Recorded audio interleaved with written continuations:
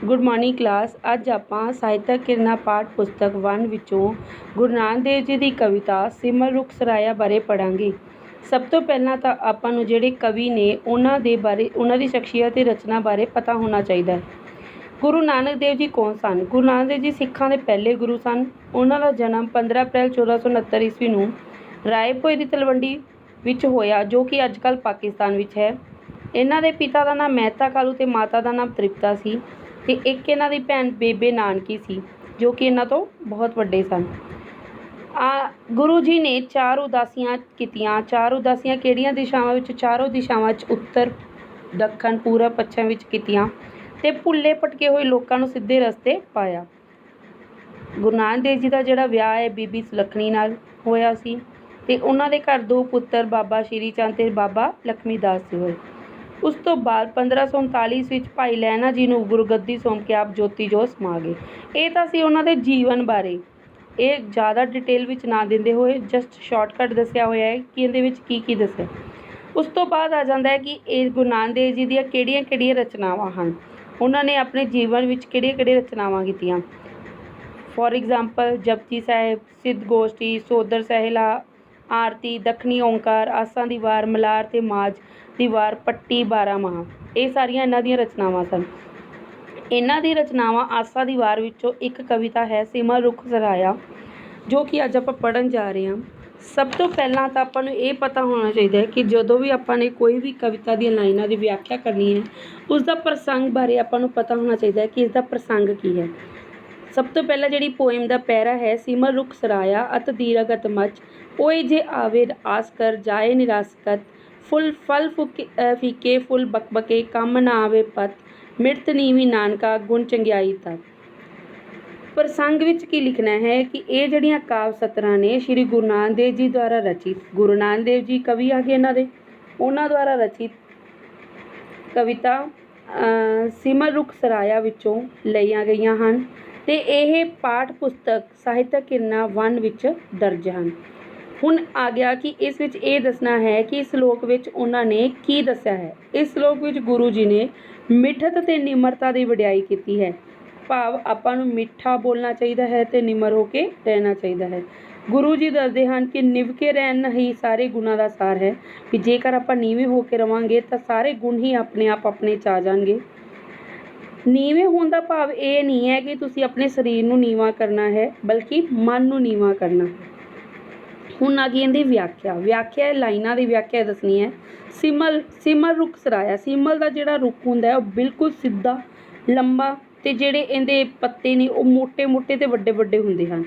ਸਿਮਰ ਰੁੱਖ ਸਰਾਇਆ ਅਤ ਦੀਰਘ ਅਤ ਮਚ, ਅਤ ਦੀਰਘ ਮਤਲਬ ਬਹੁਤ ਜ਼ਿਆਦਾ ਲੰਬਾ, ਅਤ ਮਚ ਮਤਲਬ ਵੱਡਾ ਮੋਟਾ, ਸਰਾਇਆ ਮਤਲਬ ਬਿਲਕੁਲ ਸਿੱਧਾ। ਦੇਖੋ ਜਿਹੜਾ ਸਿਮਲ ਦਾ ਰੁੱਖ ਹੈ ਉਹ ਕੀ ਹੈ? ਸਿੱਧਾ ਹੈ, ਬਹੁਤ ਜ਼ਿਆਦਾ ਲੰਬਾ ਹੈ ਅਤੇ ਮੋਟਾ ਵੀ ਹੈ। ਓਏ ਜੇ ਆਵੇ ਆਸ ਕਰ ਜੇ ਜਾਏ ਨਿਰਾਸਕਤ, ਮਤਲਬ ਇਸ ਦਾ ਆਪਾਂ ਨੂੰ ਕੋਈ ਲਾਭ ਨਹੀਂ ਹੈ, ਕਿਸੇ ਪੰਛੀ ਨੂੰ ਇਸ ਦਾ ਲਾਭ ਨਹੀਂ ਹੈ। ਜੇਕਰ ਕੋਈ ਪੰਛੀ ਇਸ 'ਤੇ ਕੋਈ ਫਲ ਦੀ ਖਾਣ ਦੀ ਆਸ ਲੈ ਕੇ ਆਂਦਾ ਵੀ ਹੈ ਤਾਂ ਉਹ ਨਿਰਾਸ਼ ਹੋ ਕੇ ਜਾਂਦਾ ਹੈ। ਆਵੇ ਆਸ ਕਰ ਜਾਏ ਨਿਰਾਸਕਤ ਮਤਲਬ ਆਂਦਾ ਹੈ, ਆਸ ਕਰਕੇ ਆਂਦਾ ਹੈ ਤਾਂ ਉਹ ਨਿਰਾਸ਼ ਹੋ ਕੇ ਜਾਂਦਾ ਹੈ। ਕਿਉਂ? ਫਲ ਫਿੱਕੇ ਫੁੱਲ ਬਕਬਕੇ, ਕੰਮ ਨਾ ਆਵੇ ਪਤ, ਕਿਉਂਕਿ ਜਿਹੜੇ ਇਹਦੇ ਫਲ ਹੁੰਦੇ ਹਨ ਉਹ ਬਿਲਕੁਲ ਫਿੱਕੇ ਹੁੰਦੇ ਹਨ, ਉਹਨਾਂ 'ਚ ਭੋਰਾ ਵੀ ਮਿਠਾਸ ਨਹੀਂ ਹੁੰਦੀ। ਫੁੱਲ ਹੈ ਜਿਹੜੇ ਬਕਬਕੇ ਹੁੰਦੇ, ਬਕਬਕੇ ਮਤਲਬ ਜਿਸ ਦਾ ਬਿਲਕੁਲ ਸਵਾਦ ਨਹੀਂ ਹੁੰਦਾ, ਕਿਸੇ ਤਰ੍ਹਾਂ ਦਾ ਬੇਸਵਾਦੇ ਹੁੰਦੇ ਹਨ। ਆਵੇ ਪਤ ਕਿ ਪੱਤੇ ਵੀ ਇਸ ਦੇ ਕੋਈ ਕੰਮ ਨਹੀਂ ਆਉਂਦੇ। ਮਿਰਤ ਨੀਵੀਂ ਨਾਨਕਾ ਗੁਣ ਚੰਗਿਆਈ ਤਤ, ਇਹ ਜਿਹੜੀ ਲਾਈਨ ਹੈ ਇਹ ਗੁਰੂ ਨਾਨਕ ਦੇਵ ਜੀ ਦੀ ਦੁਆਰਾ ਰਚਿਤ ਹੈ ਕਿ ਮਿੱਠਤ ਨੀਵੀਂ ਨਾਨਕਾ, ਨਾਨਕ ਜੀ ਨੇ ਕਿਹਾ ਹੈ ਕਿ ਜੇ ਆਪਾਂ ਮਿੱਠਾ ਬੋਲਾਂਗੇ ਅਤੇ ਨੀਵੇਂ ਹੋ ਕੇ ਚੱਲਾਂਗੇ ਤਾਂ ਸਾਰੇ ਗੁਣਾਂ ਦਾ ਹੀ ਸਾਰ ਭਾਵ ਚੰਗਿਆਈਆਂ ਆ ਜਾਣਗੀਆਂ। ਇਸ ਤਰ੍ਹਾਂ ਗੁਰੂ ਜੀ ਨੇ ਆਪਾਂ ਨੂੰ ਇਸ ਵਿੱਚ ਕੀ ਦੱਸਿਆ ਹੈ ਕਿ ਨਿਮਰਤਾ ਧਾਰਨ ਕਰਨੀ ਚਾਹੀਦੀ ਹੈ। ਨੈਕਸਟ ਹੈ ਸਭ ਕੋ ਨੀਵਾ ਆਪ ਕੋ ਪਰ ਕੋਈ ਨੀਵਾ ਨਾ ਕੋਏ, ਤਰਤ ਰਾਜੂ ਤੋਲੀਏ ਨੀਵੇਂ ਸੇ ਗੌਰਾ ਹੋਏ, ਅਪਰਾਧੀ ਦੂਣਾ ਨੀਵੇਂ ਜੋ ਹੰਤਾ ਮਰੇ ਗਾਏ, ਸੀਸ ਨਿਵਾਏ ਕਿਆ ਥੀਏ ਜਾਂ ਰਿੱਧੇ ਕੁਸੁੱਧੇ ਜਾਏ। ਪ੍ਰਸੰਗ ਸੇਮ ਉਸੇ ਤਰ੍ਹਾਂ ਕਿ ਇਹ ਜਿਹੜੀਆਂ ਕਾਵਿ ਸਤਰਾਂ ਨੇ ਗੁਰੂ ਨਾਨਕ ਦੇਵ ਜੀ ਦੁਆਰਾ ਰਚਿਤ ਹਨ, ਸਾਹਿਤਕ ਕਿਰਨਾਂ ਪਾਠ 1 ਵਿੱਚ ਹਨ ਅਤੇ ਸਿਮਰ ਰੁੱਖ ਸਰਾਇਆ ਸਿਰਲੇਖ ਹੇਠ ਦਰਜ ਹਨ। ਇਸ ਵਿੱਚ ਗੁਰੂ ਜੀ ਨੇ ਕੀ ਦੱਸਿਆ, ਮਿੱਠਰ ਤੇ ਨਿਮਰਤਾ ਦੀ ਵਡਿਆਈ ਕੀਤੀ ਹੈ। ਉਹੀ ਚੀਜ਼ ਬਾਰ-ਬਾਰ ਲਿਖਣੀ ਹੈ ਕਿ ਨਿਭ ਕੇ ਰਹਿਣ ਨਾਲ ਹੀ ਸਾਰੇ ਗੁਣਾਂ ਦਾ ਸਾਰ ਹੈ। ਇਹਦੇ ਵਿੱਚ ਕੀ ਦੱਸਿਆ, ਵਿਆਖਿਆ ਕੀ ਲਿਖਣੀ ਹੈ, ਸਭ ਕੋ ਨੀਵਾਂ ਆਪ ਕੋ ਪਰ ਕੋਈ ਨੀਵਾਂ ਨਾ ਹੋਏ। ਇਹਦੇ ਵਿੱਚ ਉਹਨਾਂ ਨੇ ਕਿਹਾ ਹੈ ਕਿ ਆਪਣੇ ਮਤਲਬ ਲਈ ਸਾਰੇ ਝੁਕ ਜਾਂਦੇ ਹਨ, ਝੁਕ ਸਲਾਮਾਂ ਕਰਦੇ ਹਨ, ਪਰ ਦੂਸਰੇ ਲਈ ਕੋਈ ਨਹੀਂ ਝੁਕਦਾ। ਪਰ ਕੋਈ ਨੀਵਾਂ ਨਾ ਕੋਈ, ਦੂਸਰੇ ਲਈ ਕੋਈ ਨਹੀਂ ਝੁਕਦਾ। ਗੁਰੂ ਜੀ ਕਹਿੰਦੇ ਹਨ ਕਿ ਧਰ ਤਰਾਜੂ ਤੋਲੀਏ ਨੀਵੇਂ ਸੇ ਗੋਰਾ ਹੋਏ। ਮਤਲਬ ਜਦੋਂ ਆਪਾਂ ਤਕੜੀ ਵਿੱਚ, ਤਰਾਜੂ ਵਿੱਚ ਕੋਈ ਚੀਜ਼ ਪਾ ਕੇ ਤੋਲਦੇ ਹਾਂ ਤਾਂ ਹਮੇਸ਼ਾ ਉਹੀ ਪੱਲਾ ਝੁਕਦਾ ਹੈ ਜਿਹੜਾ ਭਾਰਾ ਹੁੰਦਾ ਹੈ। ਕਿਸੇ ਵਿਅਕਤੀ ਵਿੱਚ ਜਿੰਨੇ ਜ਼ਿਆਦਾ ਗੁਣ ਹੋਣਗੇ ਉਹ ਉਨਾ ਹੀ ਜ਼ਿਆਦਾ ਨੀਵਾਂ ਹੋਵੇਗਾ, ਨਿਮਰ ਹੋਵੇਗਾ। ਨੀਵਾਂ ਮਤਲਬ ਨਿਮਰ ਹੋਵੇਗਾ। ਅਪਰਾਧੀ ਦੂਣਾ ਨੀਵੇਂ ਜੋ ਹੰਤਾ ਮਿਰਗਾਏ। ਇਹਦੇ ਮਿਰਗਾਏ ਮਤਲਬ ਇਹਦੇ ਵਿੱਚ ਕੀ ਕਿਹਾ ਹੋਇਆ ਇਹਨਾਂ ਨੇ, ਹਿਰਨ ਦਾ ਸ਼ਿਕਾਰ ਕਰਨ ਵਾਲਾ, ਹੰਤਾ ਮਾਰਨ ਵਾਲਾ, ਅਪਰਾਧੀ ਗੁਨਾਹਗਾਰ। ਹੁਣ ਕੋਈ ਜਿਹੜਾ ਗੁਨਾਹਗਾਰ ਹੈ, ਅਪਰਾਧੀ, ਅਪਰਾਧ ਕਰਨ ਵਾਲਾ ਹੈ, ਜਾਂ ਕੋਈ ਹਿਰਨ ਦਾ ਸ਼ਿਕਾਰ ਕਰਨ ਵਾਲਾ ਹੈ, ਉਹ ਕੀ ਕਰਦਾ, ਸੀਸ ਨਿਵਾਏ ਕਿਆ ਥੀਏ ਜੇ ਰਿੱਧਾ ਸਿੱਧੇ ਜਾਏ। ਉਸਦੇ ਮਨ ਵਿੱਚ ਖੋਟ ਹੁੰਦਾ ਹੈ ਕਿਉਂਕਿ ਉਸਨੇ ਹਿਰਨ ਦਾ ਸ਼ਿਕਾਰ ਕਰਨਾ ਹੁੰਦਾ ਹੈ। ਉਹ ਨਿਸ਼ਾਨਾ ਬੰਨ੍ਹਣ ਲਈ ਕੀ ਕਰਦਾ ਹੈ, ਆਪਣੇ ਸਰੀਰ ਨੂੰ ਪੂਰਾ ਚੰਗੀ ਤਰ੍ਹਾਂ ਝੁਕਾ ਲੈਂਦਾ ਹੈ, ਪਰ ਉਹਦੇ ਸਰੀਰ ਝੁਕਾਏ ਦਾ ਕੋਈ ਫਾਇਦਾ ਨਹੀਂ ਕਿਉਂਕਿ ਉਸਦੇ ਮਨ ਵਿੱਚ ਖੋਟ ਹੁੰਦਾ ਹੈ। ਕੀ ਖੋਟ ਹੁੰਦਾ ਹੈ, ਕਿਉਂਕਿ ਉਸਨੇ ਸ਼ਿਕਾਰ ਕਰਨਾ ਹੁੰਦਾ ਹੈ। ਇਸ ਦਾ ਮਤਲਬ ਇਹ ਹੈ ਕਿ ਆਪਾਂ ਨੂੰ ਸਿਰ ਝੁਕਾਉਣ ਦਾ ਕੋਈ ਲਾਭ ਨਹੀਂ।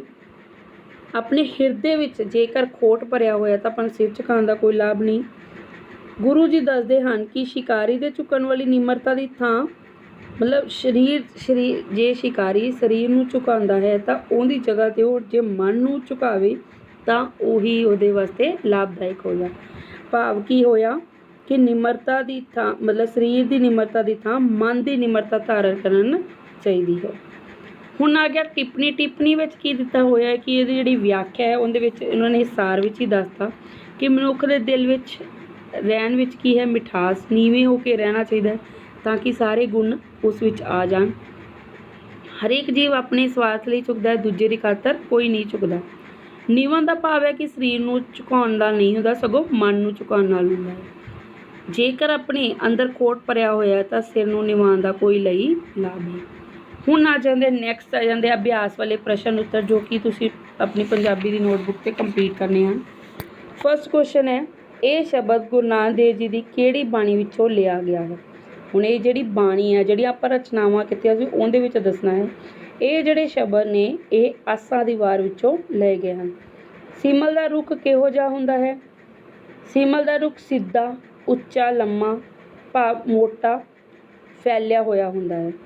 ਮਨੁੱਖ ਲਈ ਸਭ ਤੋਂ ਚੰਗਾ ਗੁਣ ਕਿਹੜਾ ਹੈ, ਮਿਠਾਸ ਅਤੇ ਨਿਮਰਤਾ। ਨੈਕਸਟ, ਨਿਭ ਕੇ ਰਹਿਣ ਤੋਂ ਕੀ ਭਾਵ ਹੈ। ਨਿਭ ਕੇ ਰਹਿਣ ਤੋਂ ਭਾਵ ਕੀ ਮਨ ਦੀ ਨਿਮਰਤਾ ਤੋਂ ਹੈ, ਨਾ ਕਿ ਸਰੀਰ ਦੀ ਨਿਮਰਤਾ ਤੋਂ। ਸ਼ਿਕਾਰੀ ਕਿਸ ਤਰ੍ਹਾਂ ਸ਼ਿਕਾਰ ਕਰਦਾ ਹੈ। ਸ਼ਿਕਾਰੀ ਆਪਣੇ ਸਰੀਰ ਨੂੰ ਝੁਕਾ ਕੇ ਸ਼ਿਕਾਰ ਕਰਦਾ ਹੈ ਪਰ ਉਸਦੇ ਮਨ ਵਿੱਚ ਖੋਟ ਹੁੰਦਾ ਹੈ। ਨੈਕਸਟ ਆ ਗਿਆ ਕਾਵਿ ਸਤਰਾਂ। ਕਾਵਿ ਸਤਰਾਂ ਵਿੱਚ ਪ੍ਰਸ਼ਨਾਂ ਦੇ ਉੱਤਰ ਲਿਖੇ ਹੋਏ ਨੇ, ਉਹ ਤੁਸੀਂ ਆਨਸਰ ਦੇਣੇ ਨੇ। ਇਸ ਤਰ੍ਹਾਂ ਜਿਹੜੇ ਇਹ ਕਾਵਿ ਟੋਟੇ ਵਿੱਚੋਂ ਤੁਹਾਨੂੰ ਪ੍ਰਸ਼ਨ ਉੱਤਰ ਨੇ, ਇਹ ਤੁਹਾਡੀ ਪੇਪਰ ਦੇ ਵਿੱਚ ਜਿਹੜਾ ਅਣਡਿੱਠਾ ਪੈਰਾ ਆਉਂਦਾ, ਅਣਡਿੱਠੇ ਤੋਂ ਪਹਿਲੇ ਨੈਕਸਟ ਪੈਰਾ ਤੁਹਾਨੂੰ ਇਸ ਤਰ੍ਹਾਂ ਦਾ ਆਏ। ਜ਼ਰੂਰੀ ਨਹੀਂ ਹੈ ਕਿ ਇਹੀ ਆਏ, ਮਤਲਬ ਕਹਿਣ ਦਾ ਭਾਵ ਤੁਹਾਨੂੰ ਕਵਿਤਾ ਦੀਆਂ ਲਾਈਨਾਂ ਦਿੱਤੀਆਂ ਹੋਣਗੀਆਂ, ਕੁਐਸਚਨ ਦਿੱਤੇ ਹੋਣਗੇ, ਤੁਸੀਂ ਉਹ ਕਵਿਤਾ ਨੂੰ, ਲਾਈਨਾਂ ਨੂੰ ਪੜ੍ਹ ਕੇ ਉਹਨਾਂ ਦੇ ਆਨਸਰ ਦੇਣੇ ਹਨ।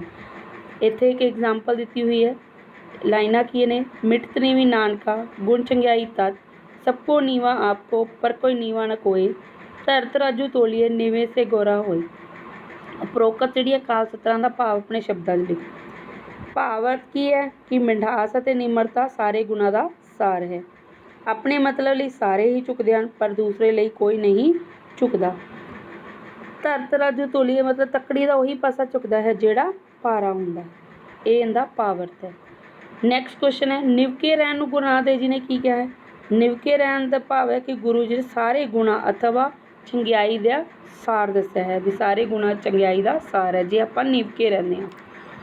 ਨੈਕਸਟ ਹੈ, ਉਪਰੋਕਤ ਸ਼ਬਦ ਕਿਹੜੀ ਬਾਣੀ ਵਿੱਚੋਂ ਲਿਆ ਗਿਆ ਹੈ, ਆਸਾ ਦੀ ਵਾਰ ਵਿੱਚੋਂ। ਨੈਕਸਟ ਆ ਗਿਆ ਪ੍ਰਸੰਗ ਸਹਿਤ ਵਿਆਖਿਆ, ਆਲਰੇਡੀ ਤੁਹਾਨੂੰ ਪਹਿਲਾਂ ਪਿੱਛੇ ਸਮਝਾਤੀ ਹੈ, ਉਹ ਤੁਸੀਂ ਕਰ ਸਕਦੇ ਹੋ। ਅੱਗੇ ਆ ਗਿਆ ਸਹੀ ਗਲਤ। ਸਿਰ ਨਿਵਾਉਣ ਨਾਲ ਮਨ ਦਾ ਖੋਟ ਦੂਰ ਹੋ ਜਾਂਦਾ ਹੈ। ਦੱਸਣਾ ਹੈ ਕਿ ਸਿਰ ਨਿਵਾਉਣ ਨਾਲ ਆਪਣਾ ਜਿਹੜਾ ਮਨ ਦਾ ਖੋਟ ਹੈ ਉਹ ਦੂਰ ਹੋ ਜਾਂਦਾ ਹੈ। ਜਾਂ ਨਹੀਂ ਹੋ ਜਾਂਦਾ? ਗਲਤ। ਪਰਮਾਤਮਾ ਵਿਆਪਕ ਤੇ ਸਥਾਈ ਰਹਿਣ ਵਾਲਾ ਹੈ? ਹਾਂਜੀ, ਬਿਲਕੁਲ ਸਹੀ ਹੈ। ਪਰਮਾਤਮਾ ਦੀ ਉਸਤਤ ਕਰਨ ਵਾਲਾ ਤਰ ਜਾਂਦਾ ਹੈ? ਯੈਸ, ਸਹੀ ਹੈ, ਬਿਲਕੁਲ। ਸੰਭਲ ਦੇ ਰੁੱਖ ਵਾਂਗ ਤਨ ਕੇ ਖੜਨਾ ਚਾਹੀਦਾ ਹੈ? ਨਹੀਂ, ਗਲਤ ਹੈ। ਆਤਮਕ ਸੁੱਖ ਨਾਲ ਦੁੱਖ ਖਤਮ ਹੋ ਜਾਂਦਾ ਹੈ? ਸਹੀ। ਅੱਗੇ ਆ ਗਿਆ ਖਾਲੀ ਥਾਵਾਂ। ਡੈਸ਼ ਦਾ ਰੁੱਖ ਕੱਦ ਵਿੱਚ ਬਹੁਤ ਵੱਡਾ ਹੁੰਦਾ ਹੈ? ਸਿਮਲ ਦਾ ਰੁੱਖ। ਨੀਵਾਂ ਹੋ ਕੇ ਰਹਿਣਾ ਚੰਗਾ ਡੈਸ਼ ਹੈ? ਕੀ ਹੈ ਚੰਗਾ? ਗੁਣ ਹੈ। ਗੁਰੂ ਨਾਨਕ ਦੇਵ ਜੀ ਨੇ ਡੈਸ਼ ਹੋਏ ਲੋਕਾਂ ਨੂੰ ਸਿੱਧੇ ਰਾਹੇ ਪਾਇਆ? ਭਟਕੇ ਹੋਏ। ਕਿਹੜੇ ਲੋਕਾਂ ਨੂੰ ਸਿੱਧੇ ਰਾਹੇ ਪਾਇਆ? ਭਟਕੇ ਹੋਏ। ਡੈਸ਼ ਜੀ ਨੂੰ ਗੁਰਗੱਦੀ ਦੀ ਬਖਸ਼ਿਸ਼ ਹੋਈ? ਭਾਈ ਜੀ ਨੂੰ ਗੁਰਗੱਦੀ ਦੀ ਬਖਸ਼ਿਸ਼ ਹੋਈ। ਨੈਕਸਟ, ਰੱਬ ਦਾ ਬੰਦਾ ਡੈਸ਼ ਨੂੰ ਤਰ ਜਾਂਦਾ ਹੈ? ਕਿਸ ਨੂੰ ਤਰ ਜਾਂਦਾ ਹੈ? ਭਵ ਸਾਗਰ ਨੂੰ। ਅੱਗੇ ਆ ਗਿਆ ਮੈਚਿੰਗ। ਜੋੜੇ ਬਣਾਓ। ਫੁੱਲ ਦਾ ਕੀ ਹੋਊਗਾ? ਬਕਬਕੇ। ਫੁੱਲ ਬਕਬਕੇ ਸੀ। ਚੰਗਿਆਈ ਹੈ ਜਿਹੜੀ, ਉਹ ਕੀ ਹੈ? ਗੁਣ। ਫਲ ਹੈ ਉਹਦਾ ਕੀ ਹੈ? ਫਿੱਕੇ। ਬਿਲਕੁਲ, ਫਲ ਫਿੱਕੇ ਸਨ। ਸਿਮਲ ਹੈ ਰੁੱਖ। ਵਿਰੋਧੀ ਸ਼ਬਦ ਕੀ ਆ ਗਿਆ? ਚੰਗਾ, ਮੰਦਾ ਜਾਂ ਮਾੜਾ। ਤਰਨਾ, ਡੁੱਬਣਾ। ਲੰਮਾ, ਮਧਰਾ ਜਾਂ ਛੋਟਾ। ਵਸਣਾ, ਉਜੜਨਾ। ਅੱਗੇ ਆ ਗਿਆ ਸਮਾਨਾਰਥਕ ਸ਼ਬਦ। ਗੌਰਾ, ਭਾਰਾ।